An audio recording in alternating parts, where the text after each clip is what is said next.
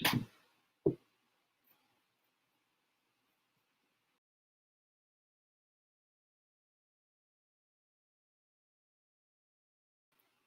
evening, everyone, and welcome to this edition of Singular Sensation Online. Guys, this is our 8th episode, and I don't know if you can tell by my hair, but the humidity in the right now is severe. We had to close our windows here in the studio because our neighbor did not get our memo that not to mow your lawn at 8 o'clock.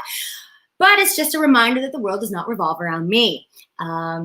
That's a lie. Thank you all for joining us and giving me a reason to put on eyebrows every other Monday. We have a fabulous show for you tonight. We're going to be talking to the creators of SideHustle, as well as one of their vendors, the legendary David Connolly, and we'll be giving away a free coaching with David, so you do not want to miss their segment. We'll be talking to the team behind the new local, the collaborators of the video, The Importance of Art During the Time of Coronavirus.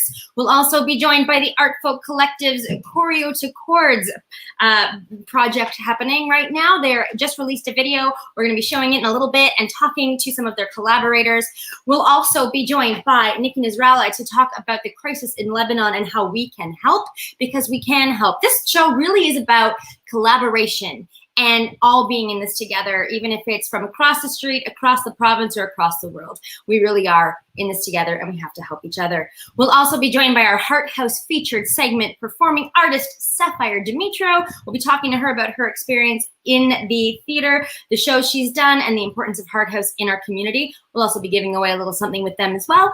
And we'll be joined by our Raise Your Voice performer, Kevin Michael Tinianov.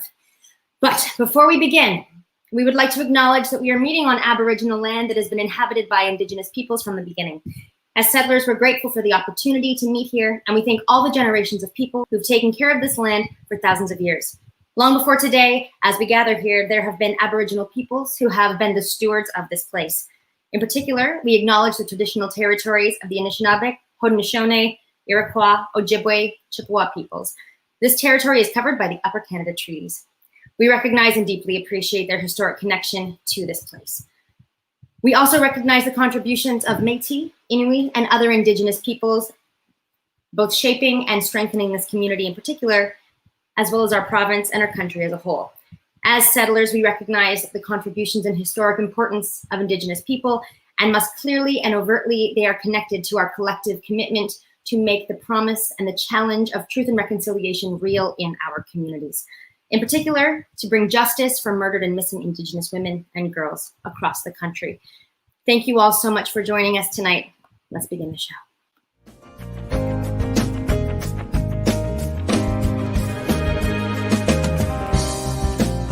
They say when you know, you know. But here I am lost in your love.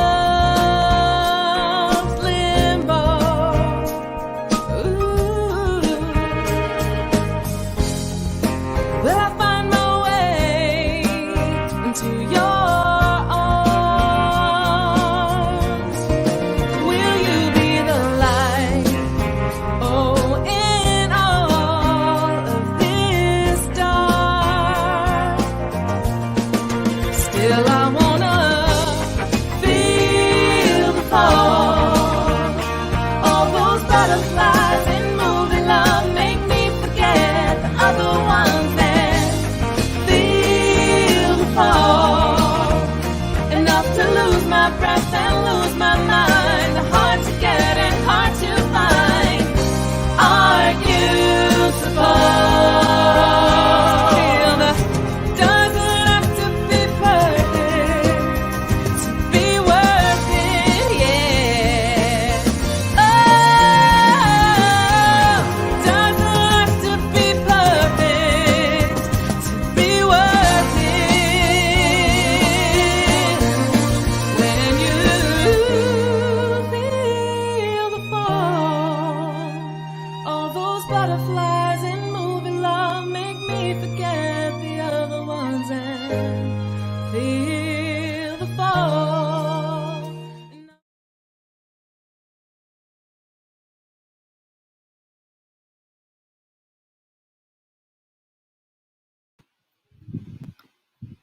That was Feel the Fall, the first of 3 videos for the Artfolk Collective's Choreo to Chords project.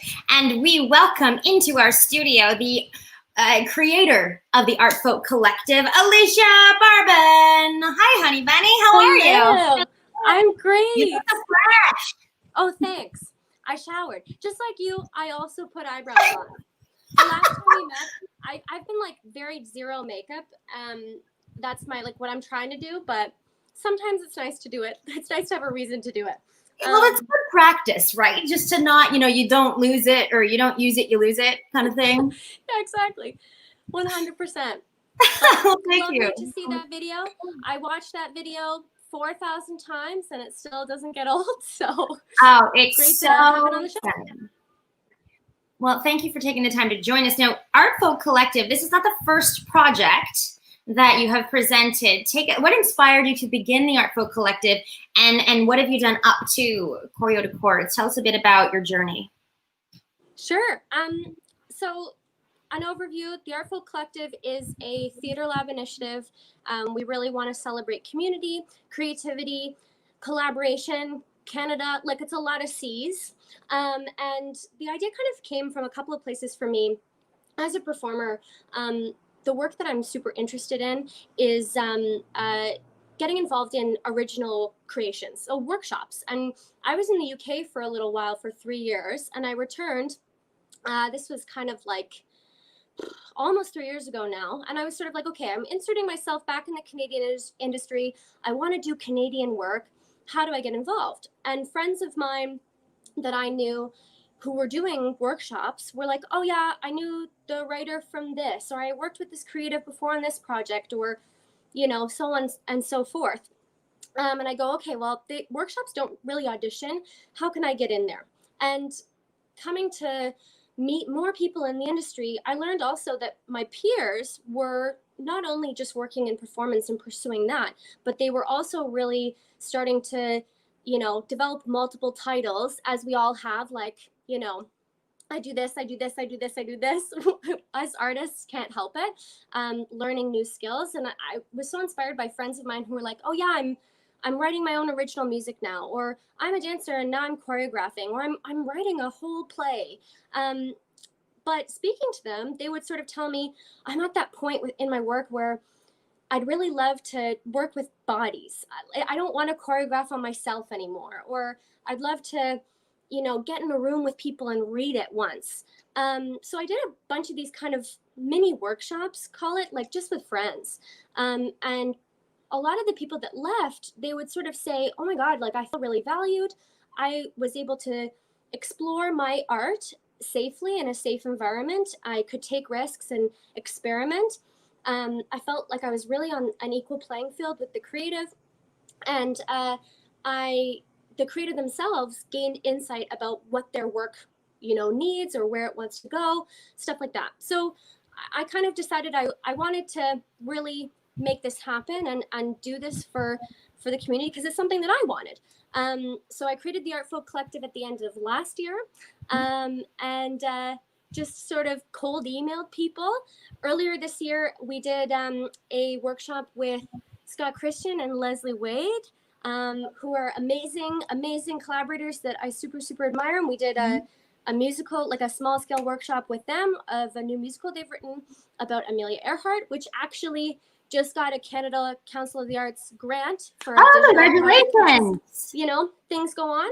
I did a play, which happened over COVID, so we moved to a digital space, as you guys definitely have. And we worked with young writer. She's a performer, but also has written a play, Brittany Clough. We worked with Breton Lalama, Emma Nels, and Amaka Ume, and did a digital workshop with them, which was amazing. And then I put something out on the internet, and I was like, I'm looking for more collaborators. And Stephan Dickson emailed me, and I went, yes, because not only am I a super admirer of him, but I was really hoping to work with dancers and work on a choreographic project, especially right now, when you can't get into a dance class, and it's hard choreographing or doing dance in your bedroom by yourself. So yeah, it kind of came together, and it's been a pleasure working with him, and we were sort of brainstorming back and forth. What, how can we involve as many people as possible on this kind of thing? And I have sort of the brainwave, my best friend, and you know them as well, Jenny, Lauren Mayer. Lauren Mayer, we love Lauren Mayer. Exactly, Hart House alum as well. She was releasing an EP. She was working on it basically for the first half of the year. And I was really like along with her through that process. And I went, I really want to feature Lauren, challenge Stephan, get a bunch of dancers and amazing talent on this, and produce some content that we can all share and make art together while all celebrating each other. So that's kind of where Choreo to Chords came about. Yeah, and then we approached some other people too, who I think are here as well. Wow, yeah, you mentioned Stephan Dickson, and there are three pieces in the Choreo to Chords project series, we can call it, and Stephan is choreographing all three. Yes. Yes, he's our lead choreographer. But Stephan, again, trying to collaborate with more people. We brought on an assistant choreographer on the project we're working on now, our next one, which is by James King, The Midnight Hours, another Hart House alum, on their piece Nightmare. And we are also working, that assistant choreographer is Matt Armette. Yes, he's been on the show. Yeah. You know all these people. Everybody's connected. It's just, it really is a small build. And then we also are working with Jordan Ma, who is our director. And obviously he's an incredible dancer, amazing performer, but has done some of this video work. And like, thank God for him, because I mean, I'm like, do it with your iPhone. You know what I mean? Yeah. Help in that respect. Yeah. Well, let's bring on some of your collaborators, your team from Choreo to Chords. We have joining us Stephan Dickson, choreographer, and the beautiful voice you heard singing "Feel the Fall," Evangelia. You guys, welcome to the show. Thanks for joining us. Thanks for having me. So dear. So, I mean, gosh, where to even start? What was this collaborative process like? Because being creatives, so much of it is about being in the room together and that exchange of energy. And I'm just so interested. Tell us about kind of how you went from Alicia's idea to putting a piece together to that beautiful finished product. Where did it begin? And take us on that journey. I mean, I'll just say quickly first, Evangelia was another person who I just super admired. And again, connected. She went to the music school I went to, not at the same time, from Ottawa. So family friends of ours, the owner of this music studio, they were like, you should connect with Evangelia. So this kind of brainwave came over me, and I just cold emailed her. I was like, do you want to do this? So yeah, and then approached her. So I guess I'll push that onto you guys now. Yeah, because Stephan, this isn't your first online project that you've choreographed. No, I've done a couple of things prior to this, and also during COVID. Actually, it's the first collaboration between Jordan Ma and myself was at the start. We collaborated on this little piece for a friend of ours, and brought on the amazing dancer Chad McFadden. And then Jordan and I realized we loved collaborating together, so we wanted to come and team up on this Artfolk project together. And Evangelia and I also know each other. We have we worked together last season for the Stratford Festival, and had a blast doing that. So when I found out that we were going to get to work together again, I was very excited. Amazing. So between, I guess, what is that relationship, that working relationship between singer-songwriter and, I guess, choreographer? Because Evangelia, that song is it's such a moving, beautiful piece. And I have so much respect for songwriters. I can't write myself out of the bathroom. But so to have your words put into motion, what was that collaboration like? Yeah, well, thank you, first of all, about the song. I really appreciate that. I wrote that song with an incredibly talented singer-songwriter named Bianca Bernardi. So I can't take all the credit. She and I worked hard on that song together, and it's one of my favorite tunes on the album. So in terms of the collaboration, like Alicia said, she reached out to me, and we sort of just went from there. I said, yeah, let's do this. And I was so excited when I heard it was Stephan, because I had such a great time working with him last year at Stratford. And we just had a good chat, like, you know, how all of us are living on Zoom these days. And so we had a Zoom call, and I sort of gave them, as well as James and Lauren, a background of sort of what inspired me, Bianca and myself, to write this song. And from there, we sort of dissected some of the ideas. And ultimately, I gave like a sense of the style of dance that I sort of felt or wanted to see. And then I sort of just left it up to Stephan to figure out. There was one other communication that I had, maybe like 2 weeks after we had sort of had that initial call, that was that I really wanted to have dancers of color dancing my work.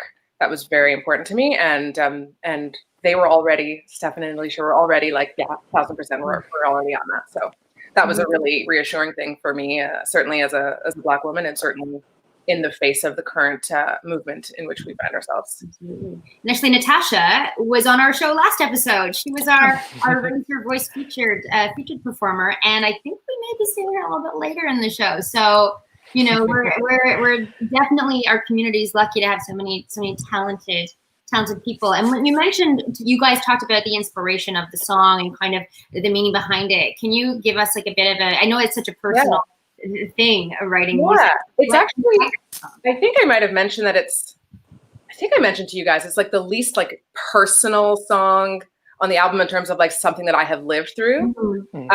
And that could be because I wrote it with somebody, or that could just be because it was an idea that I got. I used to run a theater company with my friend Jennifer Neals called Her Story Counts, and it was a platform. Oh, I love Jennifer. We were isn't she the best? in summer. Yeah, she's awesome. So we ran Her Story Counts for with Jenna Borsato for 3 years, and it was basically a platform for diverse women to tell their stories on stage. Diverse women identified people, so anybody who identifies as a woman. And one of our actors came in, and she was working on her piece, and our theme at the time was love between the lines, the different ways in which we love people, and how love exists in our world. And she came in and she was sort of giving a draft. I was the dramaturge for all the pieces, and she said, she was talking about romantic love, and she said, you know, aren't you supposed to feel the fall? And it just like resonated, and I thought, that is a really dope lyric. Profound. That's a profound statement. So profound. And I was like, so I sort of like made a note in my little notebook, and then I came back to it months later. Like I actually probably a year later, and I was like, I'm gonna write a song. So I took that idea to Bianca, and we literally just sat down and started to write out like, well, what does love feel like? What does falling in love feel like? What are you looking for? What are you aching for? You know, what do you think of? And so like the butterflies in movie love, the love that makes you forget anybody else that you've ever had feelings for, you know, that sort of like all encompassing thing. But also recognizing that it doesn't have to be perfect for you to try to go for it. It doesn't exist. That perfection doesn't exist. And maybe it's not the right relationship or the right thing, but it doesn't mean that it's not worth you giving time to. So that was sort of the inspiration. So Kathy Huang is the woman who put these words, feel the fall, into my head, which ultimately ended up being the entire inspiration for the whole theme of my album. It's about the ways in which we fall in and out of love with people and places and things and each other and ourselves. And that's romantic love and platonic love and familial love and all the loves. So, well, Kathy, thank you. There's that. It's gorgeous. It's like I was telling you earlier. I was like, it's been in my head once it was released, and I heard it. I just like I hear it. Like making my bed, I'm just like, like it's so profound and so beautiful. And I love the idea that different kinds of love can coexist and they all have a place and they're all important, which is so beautiful. Where can people find your music, Evangelia? I'm on every platform ever: Spotify, Bandcamp, Apple Music, iTunes, Deezer, Google Play. And that's my handle on Twitter and Instagram. So yeah, please check out the album. I sort of watching the video live on this platform is still a bit like for me, because I can't believe that I've been working on the album for years, and the fact that it's out is like in the middle of a pandemic is like sort of just wild to me. So yeah, it's a great album. I love it.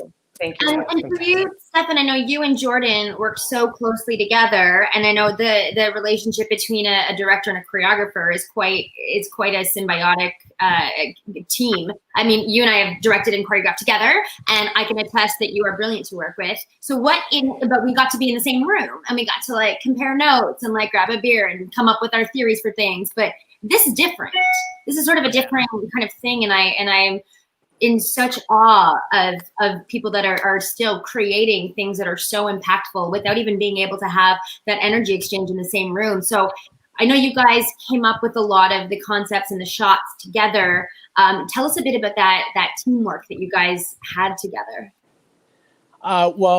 Jordan and I are both COVIDing out in Stratford, so that was kind of a bit of a lucky coincidence, but we started off as like just video recordings sent back and forth to one another of like ideas and such, and then we did a major social distance like chat about how we he watched me do the choreo, and like we sort of made some adjustments together, and I told him some stuff that like some shots that were in my head.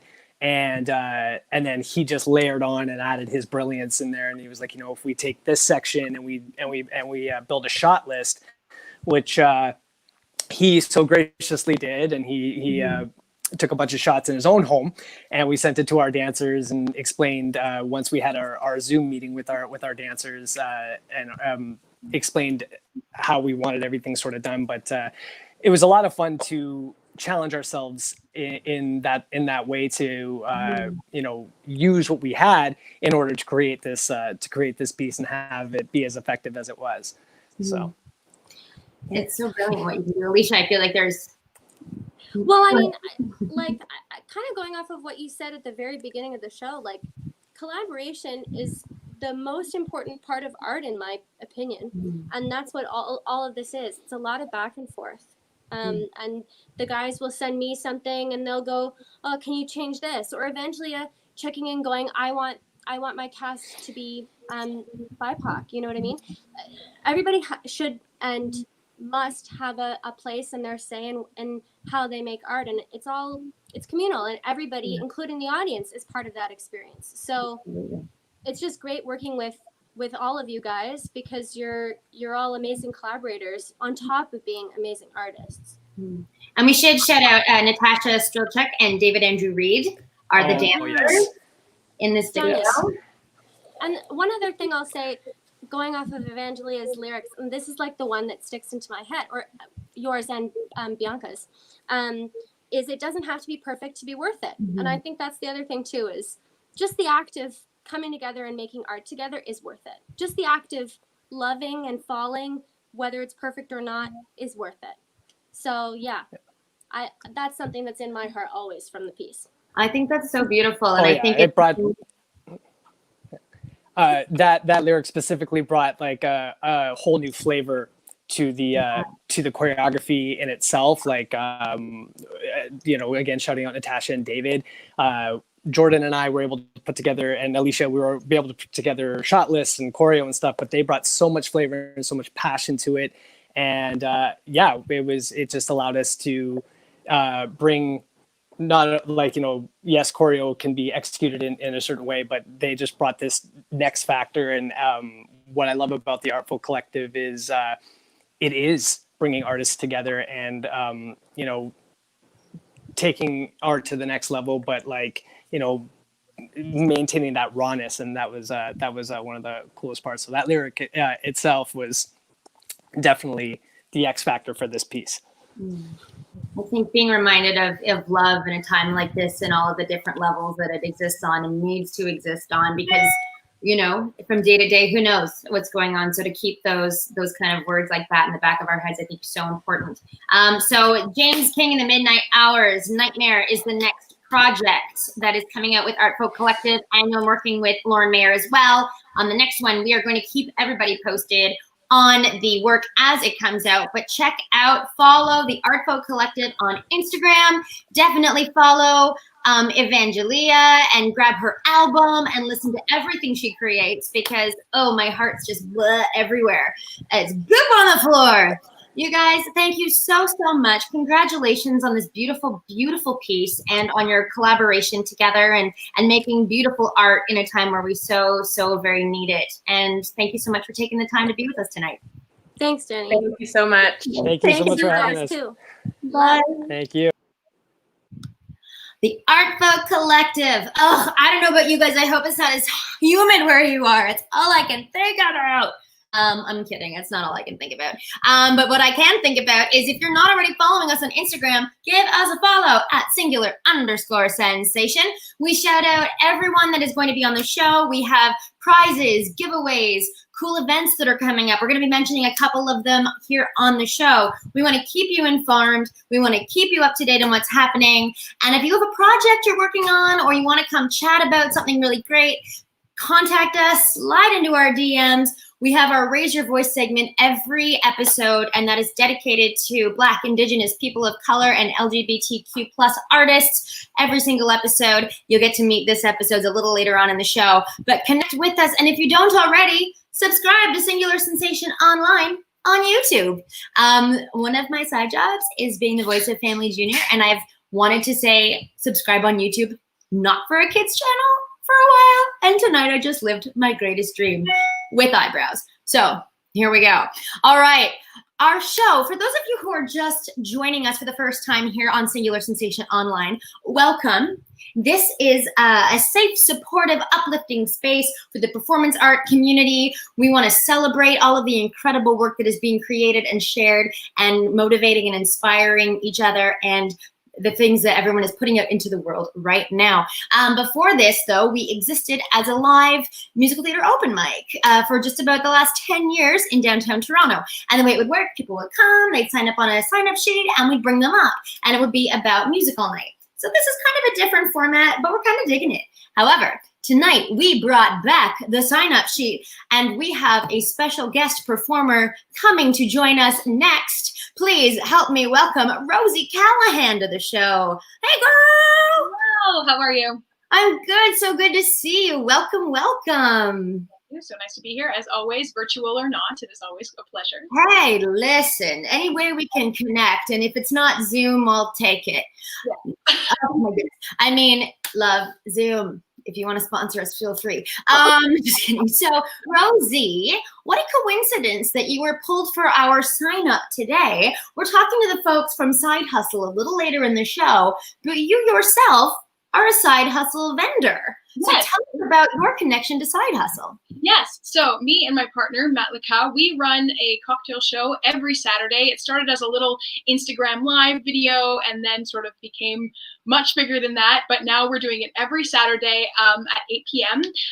We run it. It's just a little hour show. We'll teach you 4 cocktails. It's a lot of fun. But when we saw the SideHustle website come up, we thought, well, first of all, an amazing initiative. First of all, I think we all think that. We're like, yes, of course. Second of all, we're like, oh yeah, we should ask if we can be a part of that. And Kelsey and Jacob were super on board, and we have a little page there. It's a little bit different where you can get like private flair classes, you can get a private cocktail class, date night cocktail classes, and then we do the regular, like if you want a little group or a big group and that stuff as well. How amazing. We're just like a cocktail during COVID, and you guys actually did a segment right here on our show, a COVID cocktail. Before all of this blew up, so that was super fun to be a part of that then and now and all the time. It's crazy how amazing it's been going, and we're having a great time. Oh, that's so fun. Good for you guys. So yeah, if you do want to join us for our Saturday show, it's isolationcocktails@gmail.com, as you see. This week's theme is it's a night on the town, so we're encouraging everyone to dress up and look nice. Put on your eyebrows, girls. That's it. Boys, On the eyebrows, friends. So we want to have a good time and party. We're gonna have some fancy cocktails, so it's gonna be a blast. So you should definitely join us. Oh, I love it so much. So thanks for that. And check that out, Isolation Cocktails, and we will tell you more about how to get connected with the SideHustle Studio a little later on in the show. La la la la. Sounds really well. It's so hot, my brain is melting. Okay. Speaking of melt, Rosie is about to make y'all melt with this powerful voice of hers. What are you going to sing for us tonight, Rosie? I'm going to be singing I'll Be Here from Ordinary Days. Excellent. Which is, today. It's just an ordinary day. It's just an ordinary day. No, it's not, because I'm wearing eyebrows. All right, Rosie, take it away.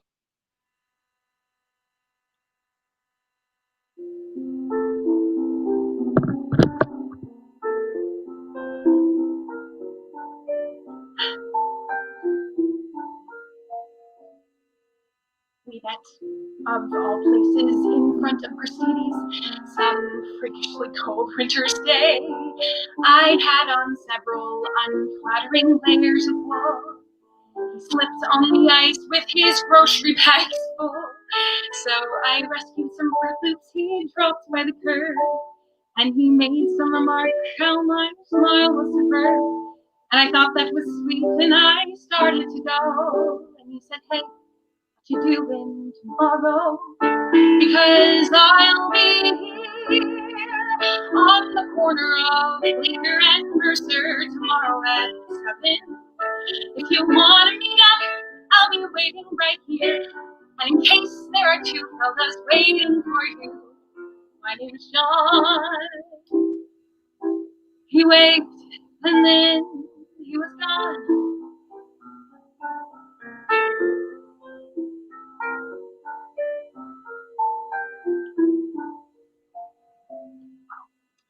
Needless to say, I went back there to meet him, mostly to see if he showed. And there he was, out in the cold, with his jacket pulled tight.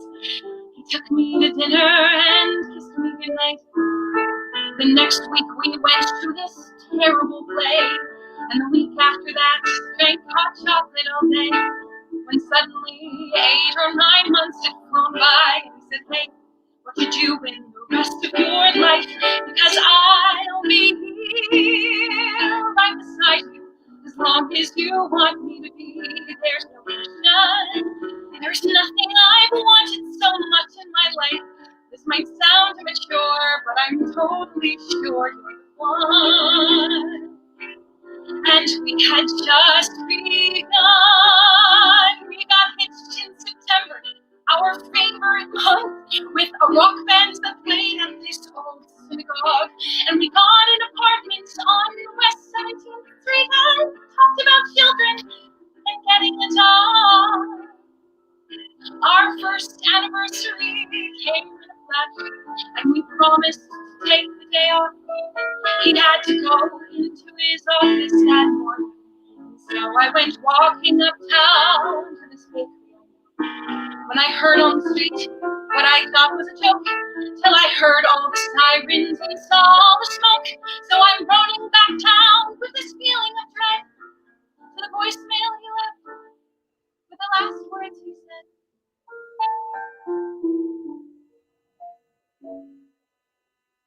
I'm sorry, I don't mean to ruin your evening by bringing up all of this stuff. You're probably wondering why I even called you tonight. Well, today something happened that spooked me, alright. I saw this storm cloud of paper fall down from the sky, and I thought of that day, and I started to cry. And sure as I breathed, I heard John, clear as day, saying, hey, you're allowed to move on. It's okay, because I'll be here, even if you decide to get rid of my favorite sweater. Even if you go out on my birthday this year, instead of sitting at home, letting all of life's moments pass by.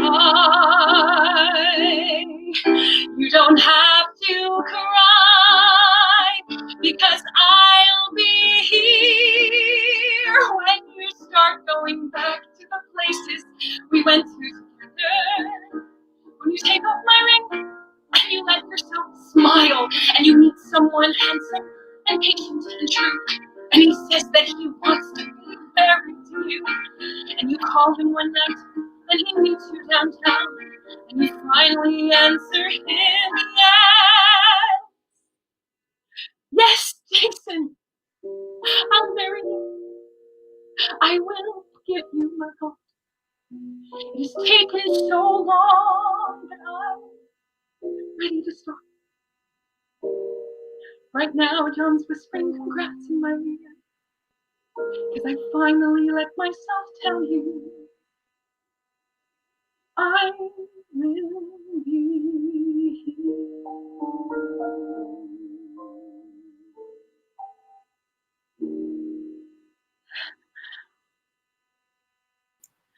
Rosie Callahan, my gosh, girl, that voice is just so beautiful. Thank Thank you. you for sharing such a beautiful piece with all of us. Thank you. All right, so also, if you are like me and need a cocktail after that, but you're not sure how to make the best one, icecocktails@gmail.com. They are part of SideHustle, and we'll talk to them a bit later in the show about how you can get in touch with any number of goods and services and coachings and everything from clothing to coaching, I say. Rosie, thank you so much for joining us. All the best to you and Matt, and we will talk to you real soon. Stay safe. Thank you. Bye. Bye. Oh, goodness. Well, our next guest, actually, we had scheduled to join us next episode, which is Monday the 24th. We're going to talk a little bit about musical improv, maybe some Canada's Drag Race, and the challenges of quarantining with family during a pandemic. However, a few days ago, he released a Facebook video talking about, and if you've been watching the news over the past little while, you will know that there was a tragic explosion in Beirut, and it has left the country in a state of emergency, in real crisis, on top of a global pandemic. And it's easy to feel like things like that are so far away from us that there's nothing we can do, but there is. And Nicky is partnering with an association, an organization that is doubling donations right now for the Lebanese Red Cross. It's not quite as easy as, say, sending funding down south during a hurricane. There's a lot of complications and a lot of intricacies in the situation, and Nicky's going to join us to talk to us about that. I'm not sure if we still have Nicky. Nicky's going to join us in just a couple of minutes. There they are. Nicky Nasrallah, thank you so much for joining us. Hello, thank you for having me. Look at your hair, girl. It looks so fab. It's growing. I haven't cut it since January. It is large and in charge, curly yet swirly. Oh, I like it. No, it looks great. It looks great. Thank you so much for joining us. It's so interesting. We were talking the other day, just chatting about, let's do some musical improv and let's talk about, all the things and spill all the tea. And then, the news happened and you posted such an impassioned video about, a call to arms essentially. And interesting, this show. So we thought, let's do this today. This show really is all about kind of collaboration and working together to create and to support and to inspire, which we're going to talk about right now. So for those who don't know you and I have been friends for quite a while, and you've been a friend of the show for a very long time. Very, very long time. Yes. For those who don't know, why? What? I mean, not that long. We're super young. 2 years. 2 years. Couple years. So for those who don't know, why is this cause so close to your heart, and why is it so important for you to take action and offer as much help as possible? It's incredibly important to me because I am Lebanese. My family is from Lebanon. And my parents came to Canada a year after their wedding and after my sister was born. And that's kind of like when the war started going down in the 70s. And so they left Lebanon, went to Mexico, where my mother is from, where there's a lot of Lebanese people as well, and then came to Canada and settled here. And basically that war was like 1975 to 1990. So my dad never returned to Lebanon until the early 90s. And so that's the first time I got to go, was in 1994. And I got to see, because growing up, all my images of Lebanon were a country in ruin, just like destroyed and really having to rebuild everything. And rebuild they did. It was going there in 1994, it was just like incredibly beautiful. The waters were blue. Everything was brand new. It was gorgeous. And then to see all of that just all that hard work that they put into rebuilding just completely get destroyed, completely get decimated. Over 200 people were killed, thousands are injured. Over 300,000 people have completely lost their homes. Their homes are now unlivable, just completely destroyed. And so it's so important right now to help those people because they don't deserve this. Also, for the last year, basically since last October, the people have been in the streets demonstrating because they're losing their rights. The people in power are incredibly corrupt. Their dollar or their lira has lost like 60 to 80% of its value. Everybody is living in poverty right now. About 50% of the people are below the poverty line, and it's not that kind of country. Mm-hmm. So it's incredibly disheartening to watch all of this happen. And I think it may not be something that a lot of people know of the level of corruption that is in Lebanon right now, and why that makes it so difficult to support and send aid the way we normally would, say, when we did for Katrina, or you know what I mean? So can you kind of give us a little bit of insight? I know you sort of touched on it, but for those who don't know, what is going on there that is making it, this makes it so important for you to give us sort of that connection point of how to make sure the aid gets to who it needs to in the best way possible? Well, basically the government is so corrupt that any money that is coming in and being donated that the government can get their hands on, they're going to take, and they're going to keep away from the people. They didn't even allow anybody to rescue anybody who was under the buildings that were destroyed. So there were still people alive in there that are now dead because no one was allowed to go in and rescue them. They had tanks out there that were not to protect anybody. They were to harm the protesters because people went right back to the streets and started protesting again. Mm-hmm. So there's that. Other foreign countries, France, Canada, the Netherlands, are all trying to send aid. They're ready with money. They're ready with resources because Lebanon imports all their resources, almost all of their resources. Mm-hmm. Another port is gone. So people are ready to come in and help, and the Lebanese government is refusing it. So at this point right now, actually today, quite a few officials have stepped down. Okay. The prime minister has resigned, and a lot of the cabinet ministers have resigned as well.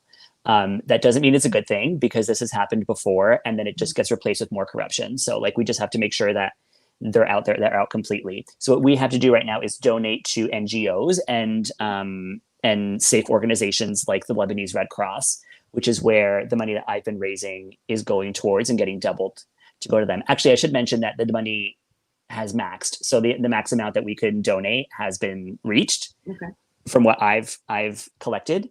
So what I've done is I've made a link tree that I've actually I can put it in some comments right now on Facebook and YouTube.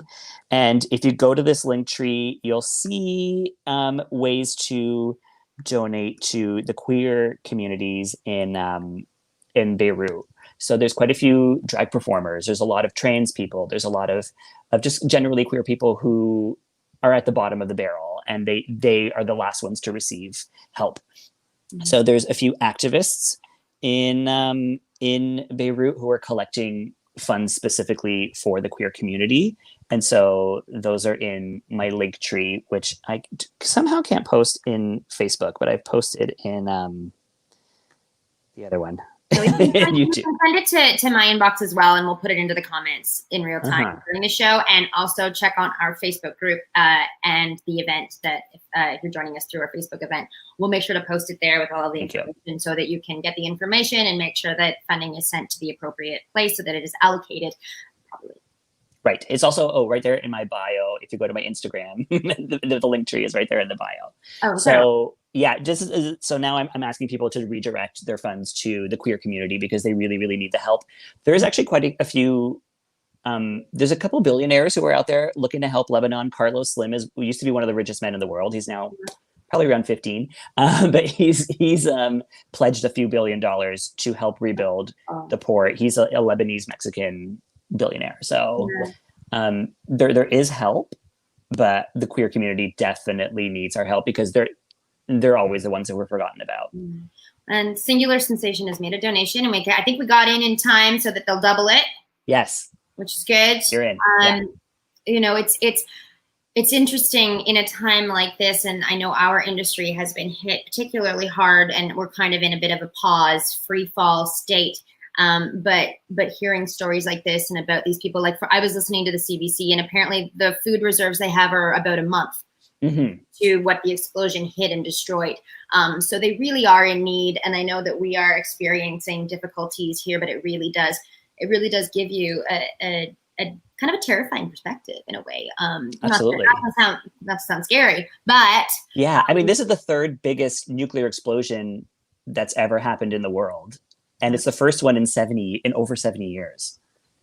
So if any little bit helps, right? Any small amount, if it's $2, $5, it helps someone. And it really will mean a lot to a lot of people. So if you can, and there's no shame if you can't. There are other ways to be of service and to help help in a way that you can.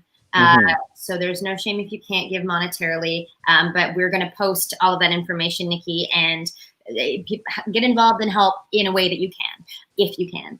Absolutely. Thank you so much for joining us tonight to talk about this and to give us some information and I guess kind of a personal connection. We're never all that far away from things that happen across the street or across the world. So thank you so much for joining us and talking to us today. And we'll have you back to have some fun later on. Yes, please. I love you. Thank you so much for having me. And thank you for doing this, Jenny. Thank you for giving people something, to look forward to and to watch every single week during our isolate. I know some people are back to work, but I know I'm not, and I know a lot of people aren't. So I really appreciate you. I'm wearing eyebrows. No, thank you, Nikki. I appreciate that, and we love our singular family, and now we get to grow it a little bit. So it's silver linings where you can find them. I love you. Thank you. Love you too. We'll talk soon. Bye. Nicky Nasrallah. So yeah, we're gonna post all of that. And like I said, if you're able, please do. If you can't, that's okay too. There are lots of ways to help. Our next segment, we are going to be joined by Kevin Michael Tinianov. We've been friends for like a decade. I can't believe I just effed up his name. Every episode, we present the Raise Your Voice segment dedicated to Black, Indigenous, people of color, and queer performers. Singular Sensation has always been a safe space for performers of all experiences, all backgrounds, all creeds, colors, talent levels, preferences. You come, we love you.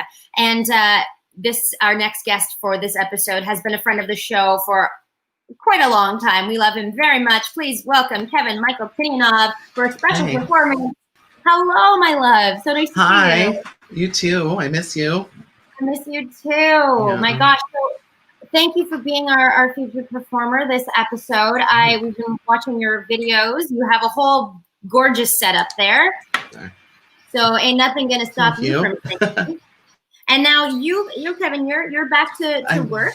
You're working in retail. And just to get a bit of a report from the belly of the beast, how is that going? How are people behaving? Do we need to does anybody need to get do we need to check anybody? How's it going down there? Most part, it's pretty good. Yeah. I've been back at work since the beginning of June, so it's been a while. At first, it was an adjustment, definitely. Yeah. Forcing people to sanitize and wear masks and all that kind of stuff. Yeah. So just remember, if you're going out, right downtown. Oh, sorry, because I'm right downtown. So at least here, the bylaw's been in place for a full month already. So most people are pretty good. But there's the odd person that doesn't have a mask or is somehow completely ignorant to the situation and doesn't even seem to understand that they should have a mask, which I just don't comprehend that. Well, I mean, like I was talking to you earlier, sometimes I have dreams and I'm wearing my mask in my dream. Like the COVID dream situation is real. So just a reminder to those listening. I know I'm preaching to the choir. That our viewers are wonderful and considerate because I feel like we really want this to be done so we can go back to doing what we love. But yeah, wear a mask, sanitize your hands, and just don't be a dick. People don't get paid enough to police you, and so be kind, be compassionate because everyone's doing the best they can. So you've been a friend of Singular for quite a few years, and tell us how important are safe spaces for singing and performing and being able to have an open forum for self-expression? For me, I mean, singular specifically, I've been going since you guys started. I've been going pre-Singular Sensation to Curtains Down, and that to me was such an eye-opener as a young 19, probably 18-year-old going to the bars and finding a space that I could be myself and express myself, which is something that I never had before. I'm not someone that went to school for performance or musical theater. And so finding a safe space was just really, really important in finding my voice and finding who I am. And it's so important that you have like places like this to continue to create those spaces. Mm-hmm. Well, I mean, thank you for saying that.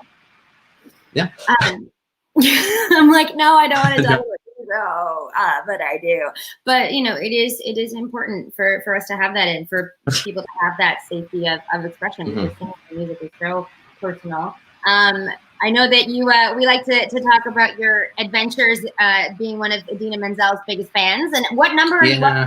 How many times have you? I feel like you've got enough experiences to kind of have on reserve until we're back in the theater. I mean, probably. Everything. I was last in New York in January, and I saw her in December, so not that long ago. Oh, good. Okay. Yeah. Not too long, but it's under the wire. Yeah. But yeah, last time I was there, I went for the closing night of Waitress, which was a really emotional night for me. You know, I love that show. And before that was for Idina's Christmas concert. We went to Carnegie Hall, went to her after party and everything afterwards, which is just, it's so nice. See, these are the moments you just gotta drink them in to tie us over until we get to make new memories. Yeah. Right? So what are you going to sing for us tonight, and why did you choose this particular song to share with us? So I'm going to sing "Perfect" from the Jagged Little Pill musical. It's not a musical that a lot of people had a chance to see. They just opened in November or December, and had to obviously shut down. We'll go. It's so good, and I know how much that music means to you. From your own show, and it's a song that doesn't get a lot of attention from that music, but I think it's so beautiful, and I think it fits in really well to what you do and the type of people that you bring together. Well, I'm gonna go grab my tissue, and everybody don't go away, because we have Stephanie Graham and the team behind The Importance of Art during the time of COVID, the coronavirus. Like I was saying before, finding your own voice. You what? Okay, you would think that I could say the word coronavirus by now. I think our mouths are just getting tired of saying it. But for Stephanie Graham, I will figure it out. No. All right, I'm gonna get off screen, and you are going to share your voice. Oh. All right, you ready?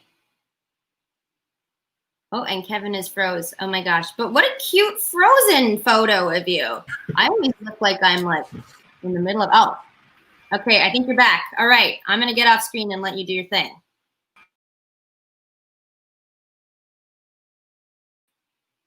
All right, I'm gonna try and reboot Kevin. Okay, just a second. All right. Okay.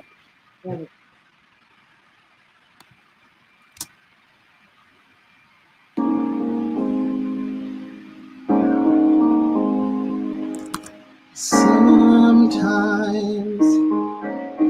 is never quite enough. If you're flawless, then you'll win my love. Don't forget to win first place. Don't forget to keep that smile on your face. How long before you screw it up? And how many times do I have to tell you to hurry up?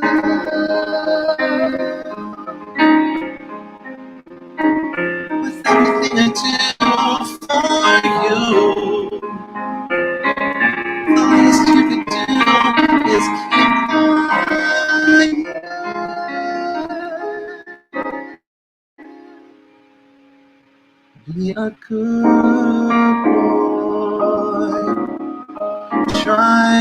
little harder. That wasn't good enough to make us proud. I'll live for you, I'll make you what I never was. If you're the best, well maybe so am I. Compared to him, compared to her, I'm doing this for your own damn good. You'll make up for what I blew. What's the problem? Why are you crying? Be a good boy. Push a little farther now. That wasn't fast enough to make us happy. We'll love you just the way you are. If you're perfect.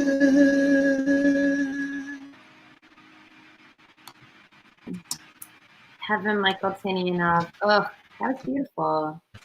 And it's so Thank you. interesting that you would pick that song. We just had a talk with Evangelia about her song, Feel the Fall, which is about love and it not having to be perfect and it being acceptable, which is such an interesting, you know, contrast to this song about needing to be perfect. And I think being in this kind of time right now where we all have a bit more time on our hands to kind of reflect and think about things, that these are the kind of things that maybe we're thinking about a bit more. So thank you for sharing that. This episode is so like serendipitous in a way. I feel.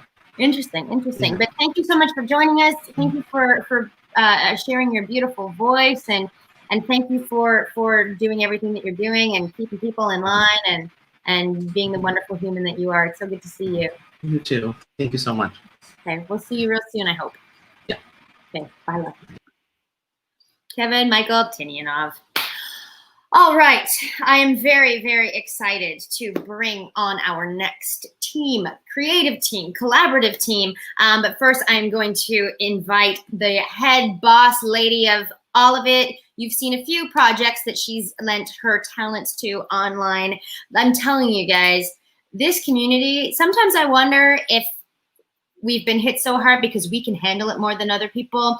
Not saying that we should have to, but you know, just trying anything we can to make sense of it all. But this next guest has definitely made some sweet, sweet lemonade out of the state of the world. And I'm so thrilled to welcome her to the show, Stephanie Graham.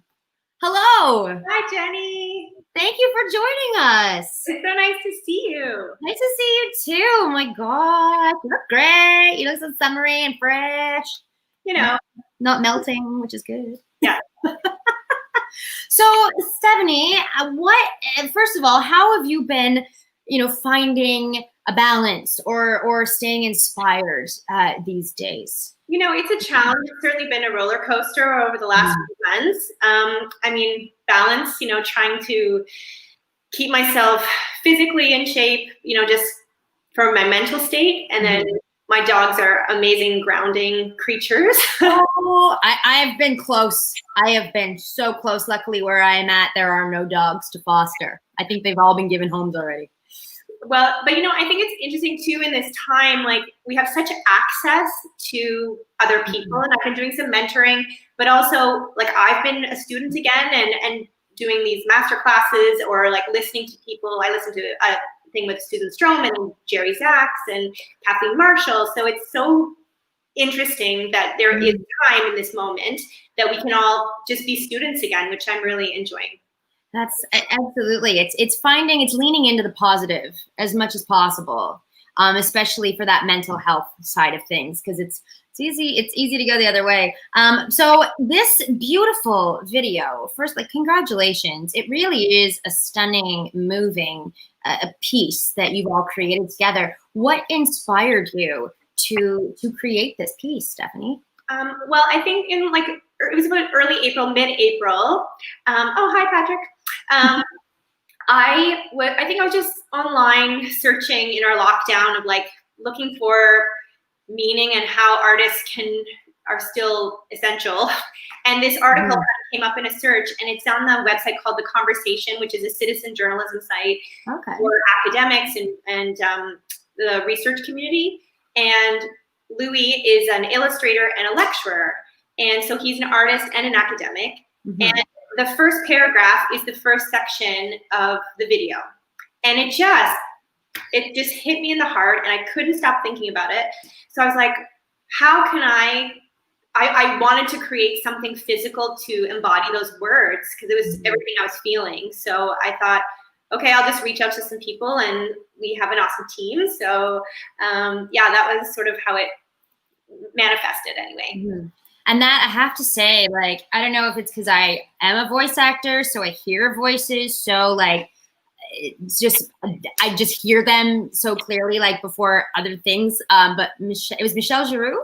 Yeah. Wow. And anyone who's been to Stratford and seen Michelle in a show, I mean, that voice, I've known Michelle for a long time, and that voice is so specific, and she's one of a kind. And I just thought, I adore Michelle as a person, so I thought, I'm just going to reach out and see what she says. Yeah. And she actually hasn't done a lot of voiceover work, so... well, she can't say that anymore, because it was so effective. And so she did, like, I don't know, like 15 takes, and she sent them all to me. She's like, I don't know, shot in the dark. And then I sent that to Kevin, and I know you're going to bring Kevin on in a second, but I just said, Kevin, I think it's strings, and I think, create something around Michelle's voiceover, leave me a minute of instrumental, and then take us out. So, I'm overwhelmed with what he sent me. I mean, Kevin's okay. He's done some good work in the past, but let's bring him into the conversation. Kevin Long returning to Singular. That was such a sudden entrance. Oh my goodness. Hello. Oh yeah, we're fancy now. We do like the cuts and things. No. I was shocked by my own face. Hi. Hi, Steph. You both look so lovely and fresh, especially in this time of Corona. And here I am being underlit by two monitors. You're very sweet, Kevin. So, Kevin, tell us about. We're talking to. Well, obviously, you're backstage, so you've heard to Steph about what inspired the concept, and now what. I know that you guys obviously had conversations about her vision, and for you, how did you take what Steph kind of brought you as a concept, and how did you build on it, and what was sort of your creative process and like inspiration in creating the orchestration for this, which is stunning? Oh, thank you. Honestly, Steph is such a good visionary that she's really good at telling you what she sees and then giving you a lot of freedom within those parameters, which is the best, because complete freedom to create anything you want is horrifying. And then like something that's too constraining is suffocating. And so like Steph does that really beautiful thing of being like, it might be strings, and like if you leave me a minute here, and this is sort of what I see, and then she sets you free within that. And even then within that, I had a small creative panic attack about it, because I'm so used to, I write lyrics and music together all the time. And so often it's the flow of the text when sung that governs everything else, right? Like even like the spaces in between sung lines are where like, a little flourish happens in the arrangement, because the character's thinking about, I don't know, the banana that their mother used to give them when they were a child, or whatever that is, And so I had a week of sort of like just sitting, staring at the wall, being like, I can't do this. I don't know how to write music without words. And then I told myself to just calm down. And I listened to Michelle's text really carefully and just put my hands on the piano. And I found that there were natural cadences in where she spoke and where the text broke. And that was where it made sense for music to sort of respond to her. And so like to start, like the first line is people are dying. And then very quickly we sort of get to the beginning of an uplift, like the finding of a positive way out of that. And I was like, oh, obviously that's where the music needs to start to lift, and maybe that's where the strings creep in. And then it was not so bad, but I needed to like apply all of the things I do automatically to sung lyrics to spoken lyrics, and that took a minute, and then I was happy with what I did. It's so interesting during this time, like we take what we know we can do, and then we take a chance with what we know we can do and just slightly turn it on its head and hope for the best, and things turn out. I think artist instincts are quite good, and when you say the importance of art, it really shows us that we can get through this and we can adapt and we can take what we already know. Because it's scary to think, well, am I starting something new now? Do I need to learn? So like get a new skill, read a new book, and it's like I just want to lie on my couch and drink beer and watch Netflix because I don't know what the heck to do with myself. But I think what this is such a great example of, and why we love doing the show, is to celebrate this beautiful work that people are figuring out how to do, because it's just in us, and we don't know how to call time, right? We don't know how to call it quits. And so, Steph, before we bring on your editor, Mr. Cameron Carver, to just touch on the choreography, because we talked about how Kevin kind of built the music. What did you have an idea of what you wanted to do choreographically? Did it come out of what Kevin wrote? What was that sort of creative spiral like? Well, it's funny. I just want to say that Kevin sent me the track, and yeah, I got it late at night, and he was like, "If you hate it, like, don't worry about it, and you can get someone else." Kevin thinks. Like, I literally was by myself on my couch crying, bawling how beautiful it was. And so, of course, that inspired me, and I knew that I wanted to do the instrumental section myself. But the team of dancers and artists that I wanted to work with, they're all creators themselves. And I think I originally said to them, just take a sentence, like, you don't have to take the whole thing, or if there's a few words that mean something to you, like, just see how that resonates with you. And if it doesn't, it's okay. You don't have to do it. Like, it was no pressure. And, thanks, TMC. Like, the work, I mean, Cameron will talk about it too, but we could have made 12 videos. Like, the work that came back from those artists was so incredible. And so, yeah, it was really great. But I did the instrumental section, and I used Kevin's music and the words of the text as well to inspire the movement. That's where the instrumental came from. That's, wow. Just like I was saying earlier, the theme of this show, Unplanned, seems to really have this theme of collaboration and teamwork, which is definitely something you all achieved such a beautiful product through the work you did together. Now, to bring on another member of the creative team who put this whole thing together, Cameron Carver. Welcome. Hi. Oh. Hi, Steph. Hi, Kevin. So, Cameron, you edited the piece. And you are also a dancer, choreographer yourself. Yeah. So did that kind of knowledge of movement and how I can barely walk in a straight line without falling, so I don't do the dancing. But how did your kind of experience as a dancer and a choreographer, how did that inform editing this piece and bringing it all together? Yeah, that's a good question. I've been thinking a lot about like the people that edit music videos together that I really like, and other, collaborators that I worked with. And I've always sort of said that editing in its purest form is choreographing. It is, it's shaping that perspective. It's creating the world in which, Steph, Graham, and Kevin and all the other dancers' work is going to live in. It's finding like the glue, I guess. I think that's why I really enjoy it so much. I started out doing a lot of like demo reels and things like that, even just for myself, and sort of just enjoying the process of, like, you can really, in an editing process, you can really turn like anything into anything else, which is so amazing. You can like, I remember I'd always have like really terrible sort of videos of myself or whoever, and I'd be able to sort of string it along in some sort of sentence, and then it looks so it was unedited to no one's surprise. I'm like, it's amazing, right? So yeah, I've always enjoyed that. Now, during the pandemic, I guess, I just kind of went full tilt with it and just decided to really invest a lot of time and energy into that world, which I think through, circumstance, time, whatever, I've just not given myself the opportunity to investigate it properly.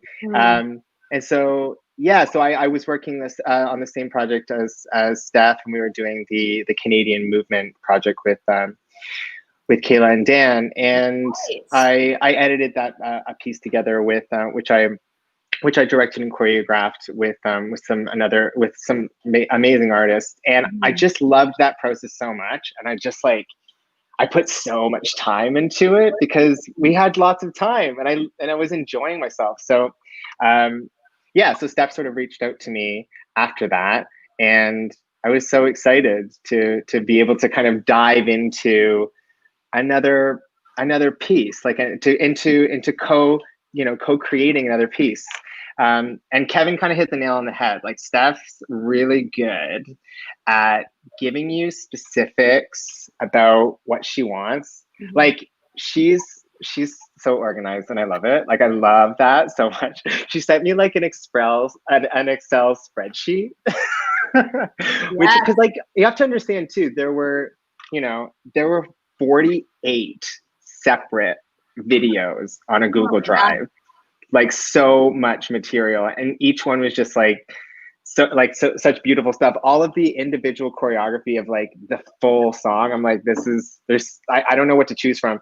And Steph was really diligent and sifted through, and like she knew what she liked stylistically. She first of all, she kind of shaped that huge mound of clay down to like this mound, and then she gave it to me and was like, okay, so now like this is sort of where I wanted to go, like go for it. But she gave me a lot of space even within that to like investigate different aesthetics and just sort of like run with it. So it was a really enjoyable process. It was enjoyable to help kind of like, I really think of it as like choreographing, like to help kind of choreograph Steph's vision into this thing that was cohesive. And it wasn't so bad listening to Kevin's track like 17,000 times. Well, I'll tell you. I'm sorry and thank you. Since putting this show together, I've listened to it a few times. Yeah. It's okay. No, it's really beautiful. What it sounds like to me is almost like a relay race in a circle. I got this, and then I hand it to you, and then I hand it to you. We were talking to the Artfolk collective earlier in the show that had sort of a similar but different process working with a singer-songwriter with lyrics, whereas Kevin, you didn't have lyrics, so the interpretation, you used stuff with the dancers and what they brought to it, which is so beautiful. And we actually have two of the dancers joining us. We have Natasha Strilchuk joining us again. You may recognize her from earlier tonight and from our last episode. She's now an honorary co-host. We also have Michael joining us as well. Hey, you guys. Oh my gosh. I stared at you dancing for so long and we haven't met. Oh my gosh. Randy, Michael, Natasha. Hi, nice to meet you both. Oh, this is so fun. Hi. Isn't that so crazy? And you would never know because the work feels so cohesive, like you'd all been working together in a space that you've been just exchanging that energy. So Michael, I'll start with you. What did it mean to be part of this project, and how was your experience as a dancer and bringing your words and your movement to the piece? I just found it so joyful, as like the text kind of says, like having all this time of introspection to actually allow yourself to move and to sit in your artistry and to know its validity was something that I really like was so passionate and loved about this process. And I'm just so grateful to have like someone in the community like Steph Graham who like actively makes you want to give all of yourself and to make those other videos so that Cam has to edit so many, like so that you have all this other additional material, because like you just want to give when someone is creating space for it. And Michael, what were you up to when Corona hit and everything kind of got put on pause? Oh, I was actually it was the day before opening night of Kinky Boots at Drayton Entertainment. So it was our 5th preview, I think. Someone will correct me. And then we just about opened, and then that was it. So I imagine that dancing. Like I said, I don't do the dance. But when I've done my Disney hit workout on YouTube, the feeling is quite a release of energy and a catharsis. So I imagine having an artistic input. And Natasha, I'm going to ask you the same thing. Also, being given so much of a voice and being invited to bring so much of yourself and your own experience into this piece. Did it act as a bit of a catharsis of some way? Because this whole thing has been very a range of emotions. So to be able to put that into movement of your own. Oh, yeah, it was incredibly therapeutic. Yeah, it's exactly like you say, Jenny.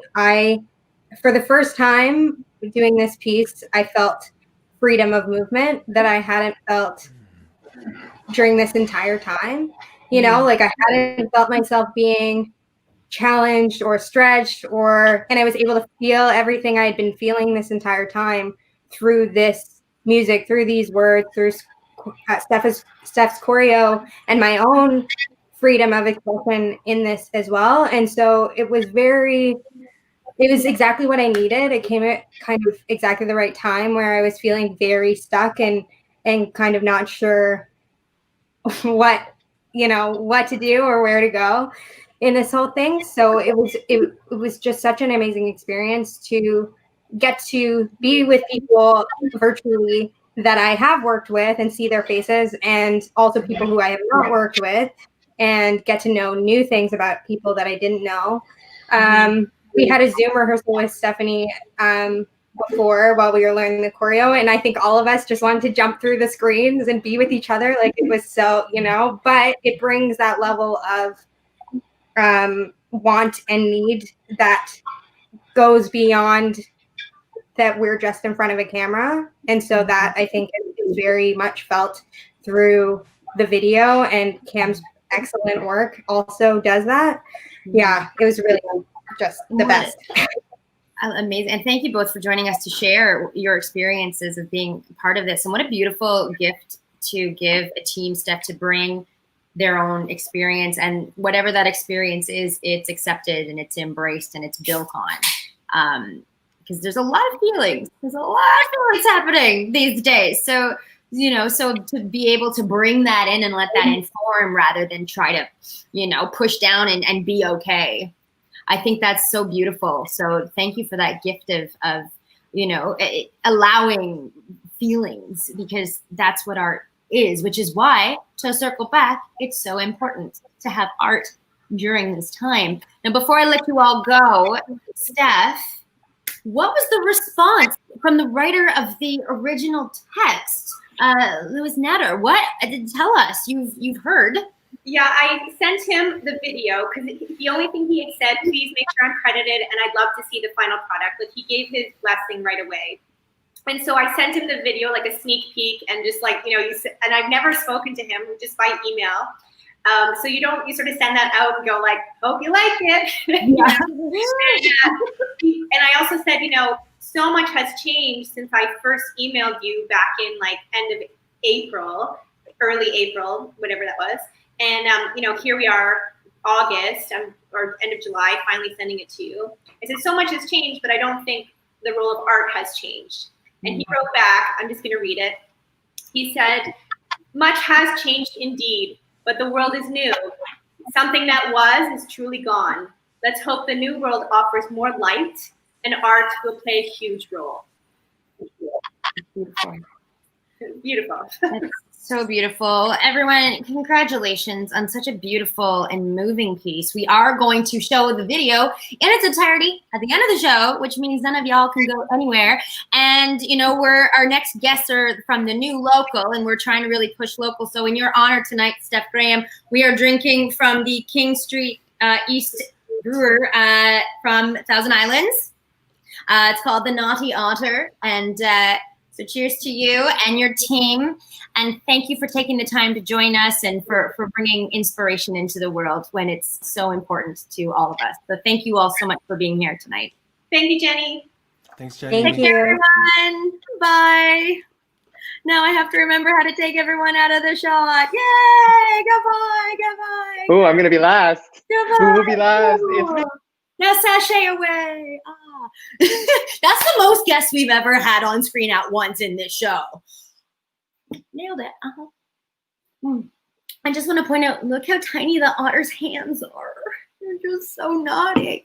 So that was the team behind the importance of art in the time of coronavirus. And again, we will be showing the video in its entirety at the end of the show. So please don't go anywhere. All right. Like I said, we're big on supporting local, and so are our next guests. They are the team behind the new local, and they have their next show coming up on Wednesday, August the 12th. And we're going to talk to them about how this all got started and how you can get tickets for their upcoming show. Everyone, please help me welcome to the show, Gabby Epstein and Jeremy LaPalme. We're starting with a bit. We're starting with a bit. Sorry there. Oh, hi there. Did I interrupt your dinner? Oh, sorry. We were just in the middle of our local dinner to go with our, we're in our setup for our little show right now, so we thought we had to have some food to. Hey, listen, are you in sequins? I'm just a little summer dress. Well, just a little fancy, We got dressed up for the show, Jen. We do it for you. Thank God. Thank God for a reason to dress up. This is. I'm not wearing any pants. I did that for you guys. You're welcome. You're welcome. Guys, it's hot. Guys. Thank you so much for joining us. It's good to see you, Gabby. You were on our second show. Indeed. Jeremy, you were there too. Time. Hey, listen. And I love what you guys are doing, the new local. So first of all, let's start at the very beginning. What inspired you guys to start this cool thing you're doing? Well, it kind of started as the idea of the new local. Our local, we had this great local called Relish around the corner from us. Played live music every night. They had great craft beer from all the local breweries, and they got too popular. They moved on further down the Danforth to a bigger space. A terrible problem. We're too popular. Yeah, so we were here oh, that was our local. So we're like, what's our new local gonna be? So that was how we came up for. That was a while ago, sort of BCE, before COVID era, as we call it. I like it. And so then when we were, we were thinking just about, talking about quarantining, as you call it. And we were sort of in a bit of a rut, as I think most artists were in that sort of March, April time, just kind of trying to find purpose within ourselves again. What are we if we're not, performing artists without a place to give our art away? And so we were looking for a way to perform while still supporting local establishments. We just moved to this amazing East End community a couple of years ago, and it's so community based, and there's all of these amazing local establishments. We thought, why not use our entertainment to partner with local restaurants, and then we get to eat all this great food from these places that maybe some of them we know, some of them we don't. So it's nice so for us everybody to meet our wins. neighbors. That's what you're saying. Everybody wins. Everybody wins, and it's sort of in this whole world of finding new ways to adapt. I think that's sort of the thing that we've learned and come out of this most of all is finding a way to make everybody win. Collaborating with theaters. We need mailing lists and subscription. We need audiences. Theaters need talent. Everyone kind of working together. Symbiotic. Audiences need, restaurant patrons need. If it's a place that's used to having live music, why not create that experience from our own home? I love it. And what? So tell us, what is it? How does it work? Take us through the rundown of the new local. It's dinner. It's a show. It's socially distanced. It's home friendly. Tell us how it works. So we find a local restaurant. The next show we're doing on Wednesday the 19th. It's this new restaurant at Greenwood in Danforth called Kebabia. It's a Middle Eastern place. And you'll see just below, that's their logo. And then we've been having 3 different meal options.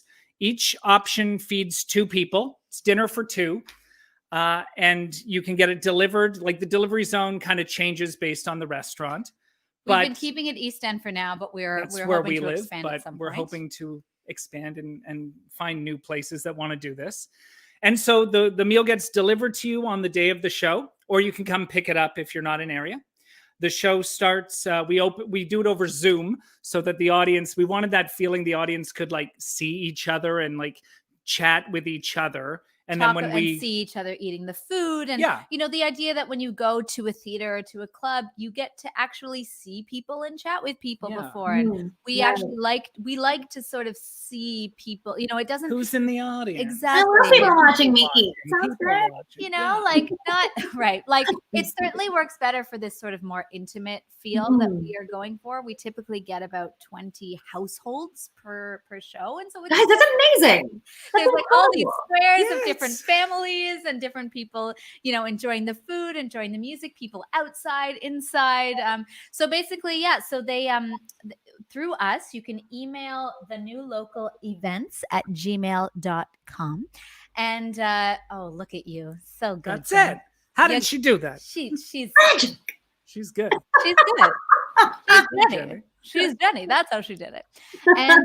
And using one of those three options, you order the food through us, and then we put all of the orders with the restaurant in a couple days before the show. And essentially on the day of the show, you get your food delivered or picked up, and we send you a private link to a house concert from our home to yours. And it's actually a dinner and a show experience for supporting a local establishment. Amazing. Well, guys, I think this is such a wonderful, wonderful idea.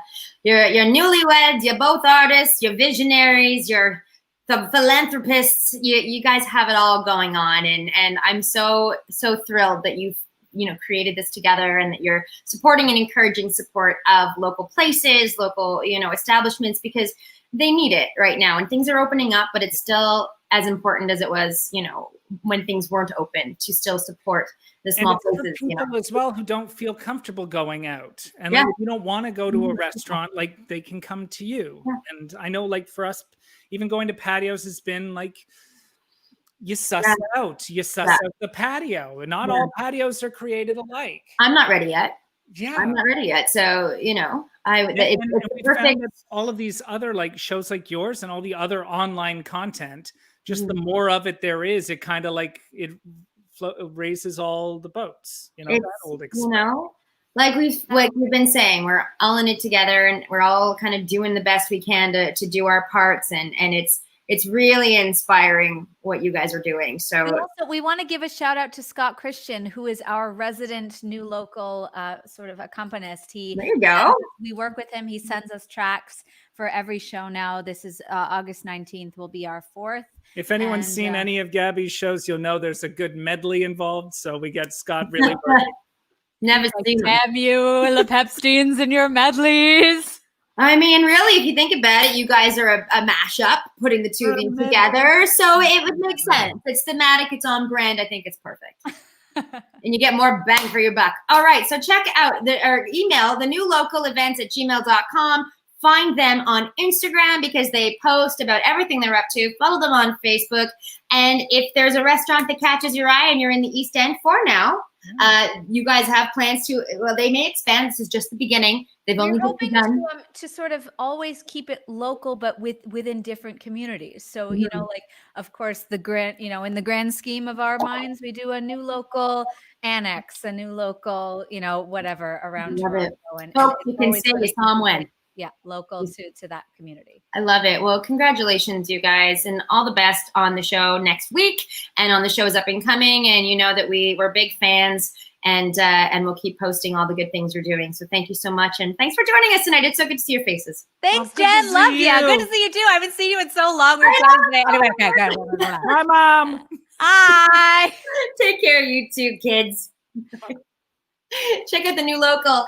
And if you have something that you would like to talk about on our show, we are here for you. We are not here. I had nothing interesting to say, but I want to know what you're doing. Email us at singularsensationmondays@gmail.com, or, follow us on the Instagram and slide into our DMs. Don't slide, just stomp. Just stomp into them. We want you there. Okay, speaking of, we were mentioning SideHustle. earlier tonight. And we are so thrilled to welcome and chit chat all about Side Hustle with the two co-founders of this amazing new initiative. They are destigmatizing the idea of a side hustle. They are bringing it to the forefront, and they are doing it brilliantly. Please help me welcome Jacob Sheffield and Kelsey Verzotti to this. I was going to say to the stage because that's to the stage on screen. Hey, you guys. Hi. Thank you so much for being on the show tonight, and congratulations. Side Hustle is like no longer on the side. It is wow. Thank you. Thank you. So tell us how do you guys know each other, and how did this whole idea come into the picture? Tell us all about it. Well, Jacob and I went, here I go. Jacob and I went to Sheridan together, and I was in a year above him, and that's where we met. And then last summer, we were both in a production of Anne of Green Gables, directed by Steph Graham, actually, who was just on the show. We love. And we lived together during that contract, and we got super close. And we always joked about starting a business together one day because we just really meshed. And we joked it would be like an event planning business, maybe. But then we got back to Toronto, and life happened. And during isolation, I one night was watching an episode of Schitt's Creek. And if you haven't watched it, cancel your plans tonight. Start it. It's amazing. And it was the episode where Eugene Levy's character opens up the Rose Apothecary. And I just had this idea hit me where I thought it'd be really cool to have a one-stop shop for people in our community to share their products and services. And I called Jacob, I think, the next day and sort of told him about it. And he was on board. It's like, heck yeah. I was in Nova Scotia and she was in Toronto at the time. And then we've kind of flip-flopped around the country until we both made it back to Toronto and kept going. I love that. And it's the kind of the brilliance of technology that you can create something together and be in two completely different places. I also love that it was inspired by Schitt's Creek. That is lovely. I like it very much. So two musical theater grads starting a business. I mean, how did you know you could? How did you even start? Like, I don't even think I would have the guts to even do what you guys have done, let alone succeed on such a large scale as you have been. Well, I would venture to say that we didn't know how to, but we're learning every day. But yeah, it was kind of just, there's something to be said about having faith and believing in a project, and then you kind of make it happen. And that's kind of what we set out to do, was give artists a means to like congregate and sell their side hustle, side hobby, whatever it is. And we just kind of kept jumping over obstacles as they came and learning along the way. Yeah, it was really cool to sort of see our strengths kind of shine through this, because Jacob and I didn't know anything about web development or marketing or anything like that. And so it's really cool to see, Jacob has such great like financial skills. He's got these Excel spreadsheets that he sends, and it's just great to sort of work together that way. I love that. It sounds like you guys make a really good team together, which is we balance each other. Yeah. I love it. You mesh well. Yes. Cher Horowitz, be very proud. For those who are old enough to get that reference.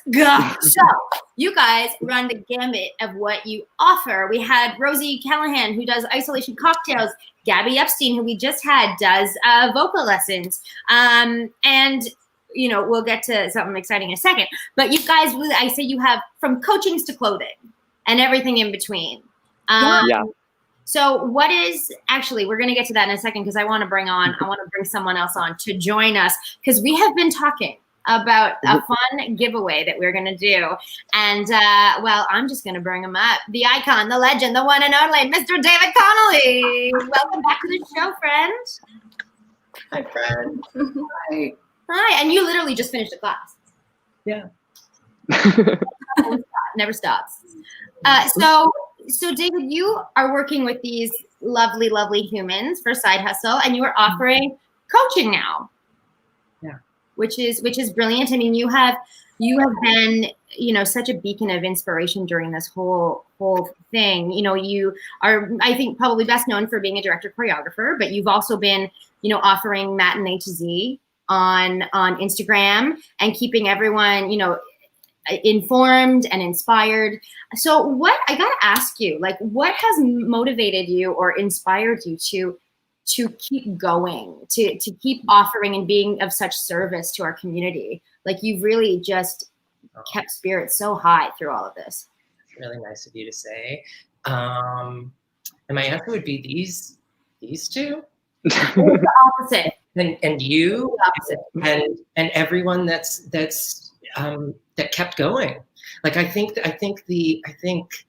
this initiative that these two just like, oh, we have an idea, we don't know how it's going to work, but we know that our heart's in the right place and we're going to make it work one day at a time, is so inspiring to me. Like, I just wanted to, as soon as I found out about it, I'm like, yes, that. And everything you're doing, Jen, and like, you don't have to be doing this. No one's paying you. Like, so I'm inspired by that. Daily, I'm inspired by our community and everything that everybody's doing to keep hope alive, you know, and this is just a way that I can contribute.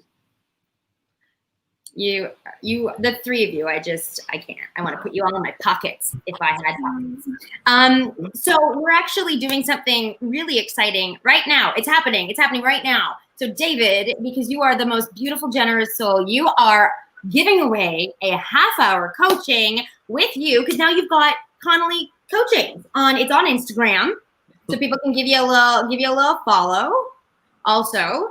And but you're doing it also through the SideHustle Studio. And if you guys don't know who they are, you need to get in on this. So how it's gonna work right now, right this moment, comment SideHustle in the comments. We're gonna put all of your names into a draw. We're gonna shake it up. We're going to draw a name and we're going to contact you and we're going to put you in touch with these people. We'll talk you through it all. And you're going to get to do a coaching with David Connolly. David, thank you so much for such a generous and beautiful gift. I just want people to know about SideHustle. I want everybody to visit. I want the artists in it are so inspiring.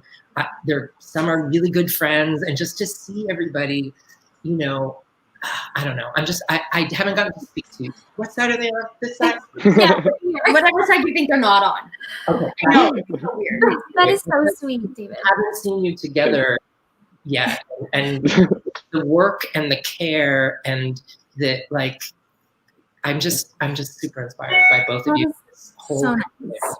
And we are so grateful for, all the artists and vendors that are on the site, but people like David, it's so difficult to just start a new business like this and to have the support and patience for two music theater grads trying to do an e-commerce site, like so many hiccups. And David was just so patient with us. And so we're eternally grateful and feel the comments are blowing up. They're blowing up. They all want you. They want you.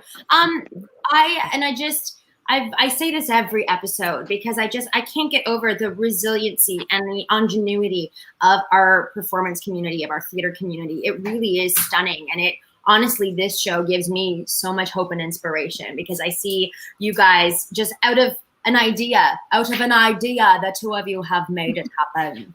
Sorry, Moira Rose, I can't. I love that Schitt's Creek is involved in the inspiration of this show or the business. And David, just the faith and the support you offer to so many. And I gotta ask you, like, I know a lot of people watching our show are working actors or, you know, are people that have already graduated. What is the importance of continuing your training through your professional career? Just real quick. Mental health. There you go. There you go. I'm going to put my name in the draw myself. Holy cow. we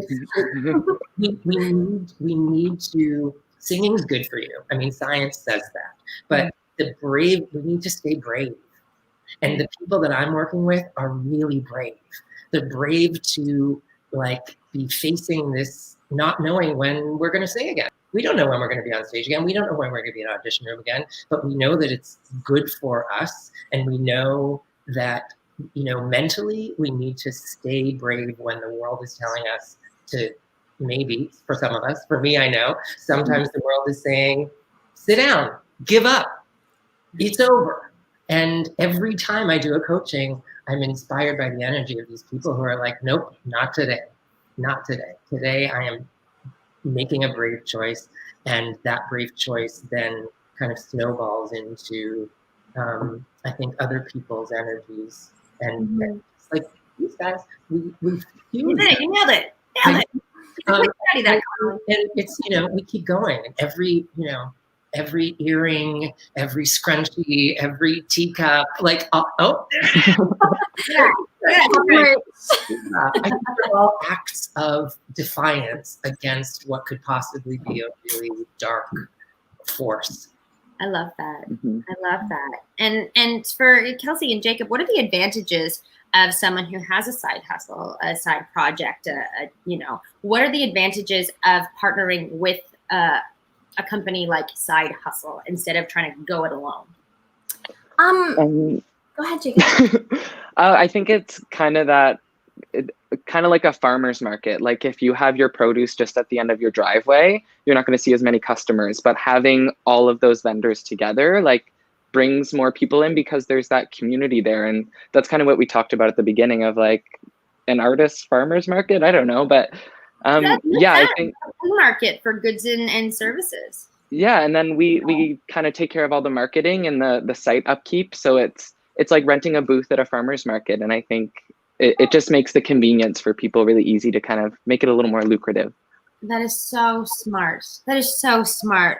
Well, the comments are still blowing up, and guys, keep the comments coming. We'll accept them till the end of the show because, we're nice. And also we want as many people to get the opportunity to work with David as possible.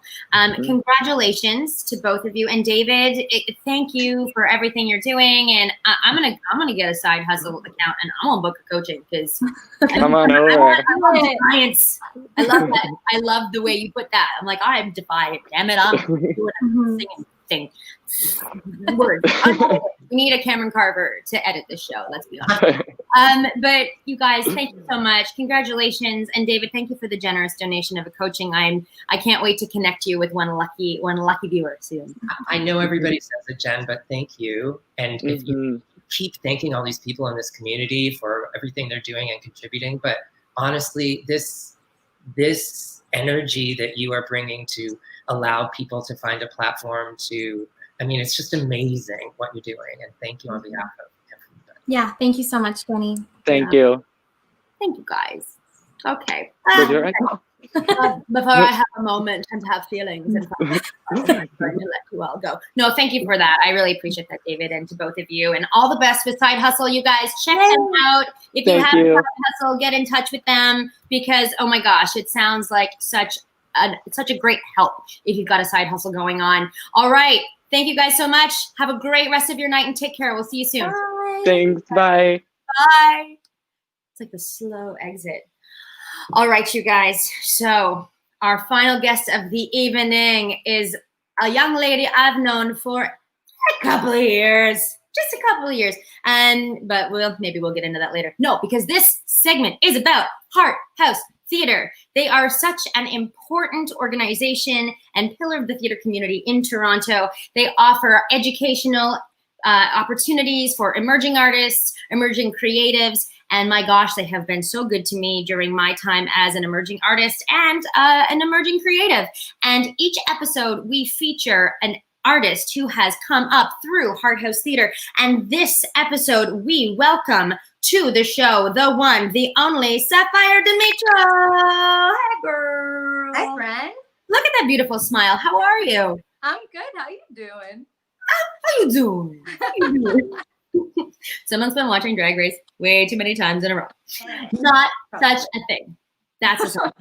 So, Saphire, it's so good to see you. How are you finding balance or finding inspiration these days? It was really hard for a long time, I think. Yeah. And I think it was for a lot of people. Mm-hmm. And I actually ended up going to avenues I didn't expect to sort of go to so strongly. Like I've started writing a lot more. Oh, wow. Yeah. And then I decided I'm going to learn how to play the ukulele because that'll lead to the guitar. And now my fingers hurt a lot. So, bam. But yeah, I'm mostly trying to create my own stuff, especially because right now there's so much going on. So all these emotions are just hitting you constantly. Yeah. I've found creating music to be like the through way through all the craziness. Yeah. And isn't it interesting when what we do for a living, what we do to earn, our income how it changes kind of the relationship we have to it. Say singing as my job versus now that I don't have that as a job, what does singing actually do for me? How does it actually serve me? And it's almost been like this pause, and I will never say I'm happy that coronavirus happened. I will never be happy for it. But what I will say is that it's interesting the opportunities it's given us to pause, because we hustle all the time. And I know you work so hard and so often and so consistently that we don't let ourselves, I feel, do something just for the enjoyment of doing it. Yeah. And it sounds like you've really reconnected musically. Yeah, it's been really nice to write. I used to write a lot more. And then again, with like the craziness of life, right? And then all of a sudden we were all forced to like, not even slow down, just like full stop. And then you're sitting there being like, cold turkey. Well, what now? Right? So yeah, absolutely. But I'm so glad that you're joining us today for our Hart House segment, sponsored by Hart House Theatre, that you are just slightly well acquainted with them. So you've done, I think, what, 3? Yeah. With them? Tell us the productions that you've done, and maybe like a standout moment or 2. Yeah, for sure. I did the Great American Trailer Park Musical. I did Jesus Christ Superstar, and I did Into the Woods. And I think, and we've talked about this, I think one of the coolest roles that I've gotten the chance to play is King Herod in JCS, because that was completely unexpected. Luke Brown didn't actually have that on as one of the roles he was cross-casting. And I was like, so what about maybe that one? So getting that opportunity was like really cool. And then playing the witch in Into the Woods, because I didn't think that was going to happen for at least another like 20 years. I'm like 19, right? 30 years. Yeah, so that was neat. I love those ones. I mean, as someone who's also played the witch, let's just say that. Oh, I saw it. That's why they have masks. You're incredible. No rehearsal. No rehearsal. It was terrifying. Like, oh, night, jump into this hole in the stage. Oh yeah, cool. You can't see through the mask either. I remember being like, all right, I think that's the stage. Yeah. Well, I got lucky. Mine was like here, and then I saw yours was the opposite, and I was like, oh, girl. My face was done. It was done. Oh gosh. So we've been ready for this for a while. Well, I stalked for a photo. I had a feeling you might say King Herod was kind of awesome, because obviously it's not a role that you would ever think that you would play. So I stole a picture from a video I found. So we got some voguing with your ensemble happening, and you were just the most fabulous. So we've got King Herod, the absolute queen, which I loved. It was and that production of JCS was kind of based around the Occupy movement. I believe that's what Luke was going for with that. And actually, Heath Salazar, who I believe is watching the show, was in that show with you as well. You beautiful bean. Absolutely. Big fan. Actually, they will be joining us on our next episode on Monday, August 24th. Nice. I believe. So stay tuned. Stay tuned. Oh, wait, no, we have here we go. We talked about the mask, we talked about the witch, and there she is. In all her glory. All her glory. I can't. Saphire, you are such a force. So why would you say Hart House is so important to the theater community in Toronto? I think Hart House does this amazing thing where they put on these productions which are of such a high caliber and have such incredible people in them, but it's also the directors you work with and the choreographers you work with. And also the fact that they take casting and they flip it on its head a lot of the time. And there's no fear there, which I really, really appreciate, because I think sometimes we don't give audiences enough credit. And Hart House is like, you're coming to see a show here, you'll get it. It's fine. It's going to be great. Yeah, it's always a stellar production. Mm-hmm. And I really feel like they really are focused on the positive experience of their cast, their crew, their creative team. And it's all about learning. It's not about being perfect. It's not about knowing everything. It's about learning in an environment that is so nurturing and so safe and supportive. Absolutely. And so you have a performance you're going to share with us this evening, I believe. So tell us what are we in store for? Well, I've missed the king a little bit, so I thought, why not bring her back? Yeah. You know? All right, buckle up, audience. Buckle up. Settle down. Settle in. Grab a seat. It is Saphire Demitro. Take it away, diva. Man.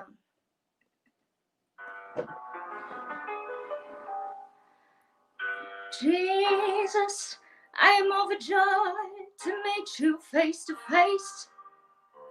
You've been getting quite a name all around the place. Healing cripples, raising from the dead. And now I understand your God. At least that's what you've said.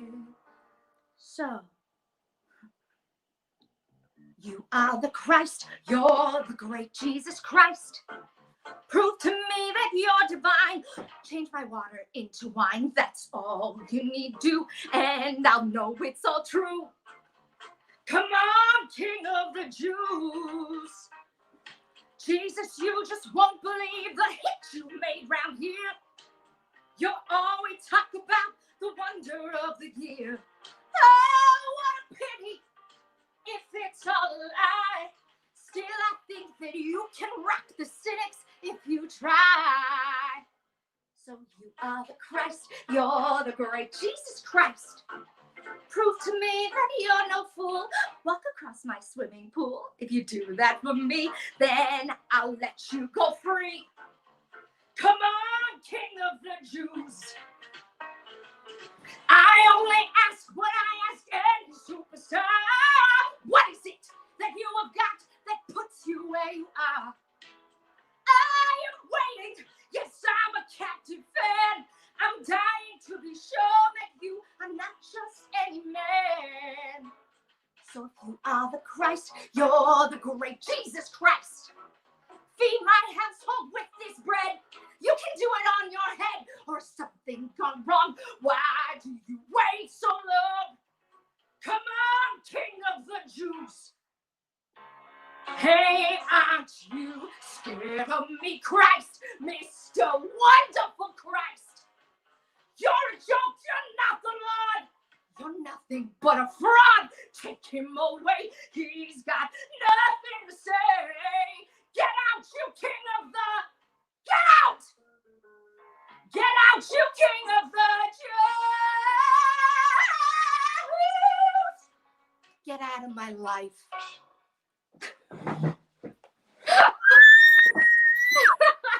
That was amazing, Saphire. I'm very inspired and scared.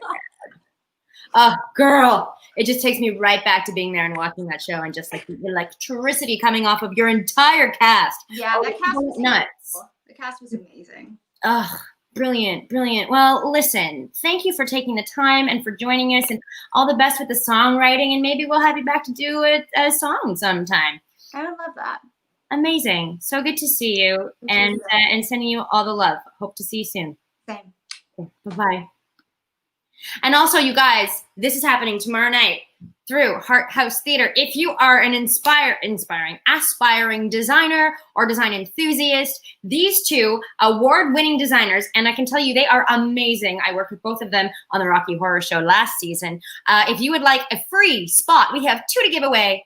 So slide into the comments or into our DMs on the Instagram, because we are on the Instagram. I suppose maybe we should tell you what our Instagram handle is. That might be helpful. There it is. So just slide into those DMs and let us know that you want to be part of the design workshop tomorrow night happening through Hart House Theatre. Also happening this coming week is this panel. I'm going to take our guy down because this is not about us. It is called Black Magic, and you're invited to join Kimberly Rampersad, the Associate Director of the Shaw Festival, in a spirited, candid discussion with the heads of Canada's 5 most prominent theatre companies with Black artistic leadership, including our friend of the show, Miss Tanisha Tate of Cahoots Theatre. It is a co-presentation of Cahoots Theatre and Obsidian Theatre, and you can watch it on Obsidian Theatre's YouTube channel. So subscribe to that if you haven't already. It is this coming Friday, August 14th, from 7:30 to 9:30 Eastern Standard Time. And you can get involved in the comments on Twitter by hashtagging ADBlackMagic. So we really encourage everyone to tune in to this. Also happening this coming weekend. Now, I've heard a rumor that it's sold out, but nothing is what it seems anymore. So I recommend getting in touch with them to find out if there are any tickets available for this. It is called Blank Stage Performances from the Porch, and it is featuring an incredible lineup.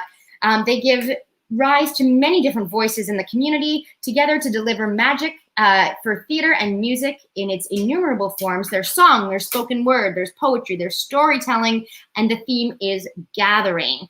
It is happening in Stratford, so if you are in the Stratford area or are looking to get out of the city for some socially distanced theater inspiration, tickets are $25 or $20 if you're an arts worker. The lineup is incredible. Our guest from a previous episode, Alan Lilly, will be part of the lineup. Amaka Ume, who we love very much, Michael Blake, Kimmy Trong, Robert Ball, and Vanessa Sears, also former guests of the show, Aaron Mackey and Eric Mahar, and George Chrissa. So if you are in the Stratford area, please do check them out on Facebook. We are going to post all the information on our Facebook group so that you can look into tickets if it's something that you are interested in and want to check out. You guys, remember, if there is something, we want you to be part of our show. If you know someone you'd like to nominate for our Raise Your Voice segment, and it is dedicated to the amplification and celebration of our Black, Indigenous, people of color, and queer performers, every episode we dedicate a segment just to these beautiful performers. We have always been a safe and uplifting space, and we are dedicated to continuing that work and doing even better. So if you want to nominate a performer, slide into our DMs. Or you can, email us.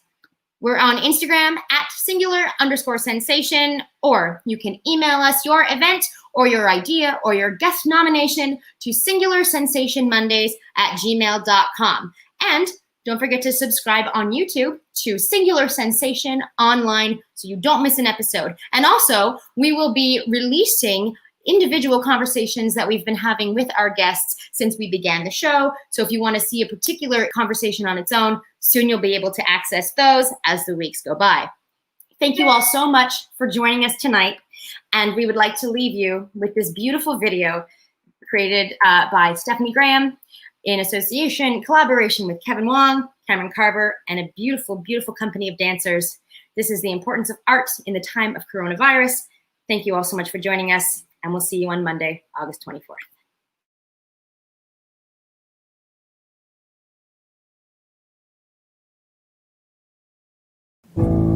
People are dying. Critical resources are stretched. The very essence of our freedom is shrinking.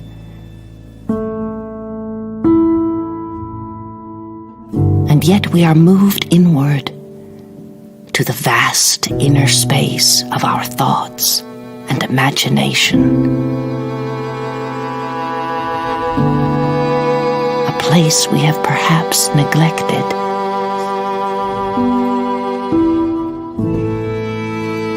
Of all the necessities we now feel so keenly aware of, the arts and their contribution to our well-being is evident, and in some ways, central to coronavirus confinement for those of us locked in at home. For some, there are more pressing needs, but momentary joys, even in dire circumstances, often come through the arts and collective expression.